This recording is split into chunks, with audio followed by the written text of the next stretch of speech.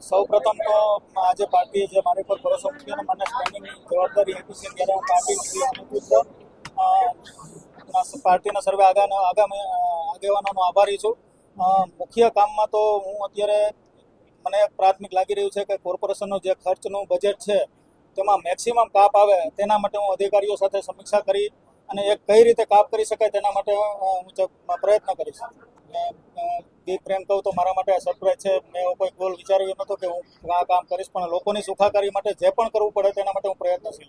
અત્યારે સ્ટેન્ડિંગના સભ્યોને નિમણૂક હતી અને એક પરિચય બેઠક હતો. હવે આગામી દિવસોમાં અધિકારીઓ સાથે બેઠક કરીને રાજકોટના વિકાસ માટે શું શું કરી શકાય તેના માટે બેઠક કરશું. તેના માટે અધિકારીઓ સાથે ચર્ચા કરીને બને જ્યાં સ્ટ્રોમ વોટર લાઈન નાખવાની જરૂર પડે, ભૂતકાળમાં ઘણી જગ્યાએ કરેલી પણ છે, પણ હજુ પણ જ્યાં સ્ટ્રોમ વોટર લાઈન નાખવી પડે તેના માટેના અધિકારીઓને સૂચના આપીને વહેલી તકે થાય એવો પ્રયત્ન કરાવશું. સાંડિયા પુલ પાર્ટીના આગેવાનો સાથે કરીને શક્ય તેટલો વહેલો ખુલ્લો મૂકી દેશું.